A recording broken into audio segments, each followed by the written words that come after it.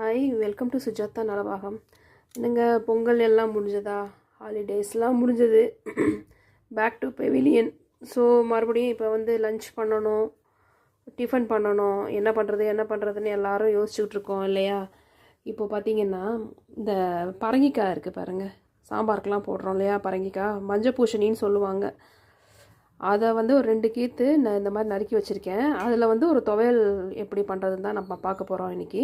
2 கீற்று வாங்கி தோல் சீவிட்டு இந்த மாதிரி பொடியாக நறுக்கி வச்சுக்கோங்க. தாளிக்கிறதுக்கு வந்து கடுகு, உளுத்தம்பருப்பு, 2 கீற்றுக்கு இது குண்டு மிளகானால 3 மிளகா வச்சுருக்கேன். நீட்ட மிளகானா நீங்கள் ஒரு 4-5 கூட வச்சுக்கலாம். 2 இன்ச்சுக்கு வந்து புளி, அதுக்கப்புறம் தேவையான உப்பு.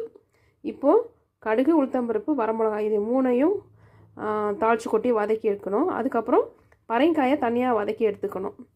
பண்ணிட்டு வந்துடலாம் பாருங்கள். 1 ஸ்பூன் எண்ணெய் விட்டு கடுகு, உளுத்தம்பருப்பு, 3 மிளகாயை போட்டிருக்கேன். உளுத்தம்பருப்பு கொஞ்சம் ஒரு பொன்னிறமாக வந்துடுச்சு. அவ்வளோதான். ஸ்டவ் ஆஃப் பண்ணிவிட்டு இதை தனியாக எடுத்து வச்சுட்டு மறுபடியும் ஒரு 1 ஸ்பூன் எண்ணெய் விட்டு இந்த பரங்கிக்காயை வதக்கணும். இப்போ பாருங்களேன், பரங்கிக்காயவும் வதக்கின்ட்டேன். இப்படி கரண்டியால் பாருங்கள், இப்படி குத்தி பார்த்தீங்கன்னா 2ஆக வரும். ஸோ அந்த டயத்தில் அவ்வளோதான். ஸ்டவ் ஆஃப் பண்ணிவிட்டு ஆற வச்சுட்டு அரைச்சிட வேண்டியதுதான். ஓகேவா? புளியவும் இதோடய சேர்த்து நான் வதக்கிட்டேன். ஸோ நல்லா அரைஞ்சிரும், திப்பியாக இல்லாமல் அரைஞ்சிரும். அதுக்கப்புறம் பார்த்திங்கன்னா இது பாருங்கள், இது நல்லா ஃபைனாக அரைச்சிட்டேன். இதில் வதக்கினது எல்லாத்தையும் அரைச்சாச்சு. இதுக்கு பெஸ்ட்டு காம்பினேஷன் என்னென்னா தக்காளியும் வெங்காயமும் வதக்கிட்டு இந்த மாதிரி தயிர் போட்டு லைட்டாக சால்ட்டு போட்டு வச்சு சாப்பிட வேண்டியதான்.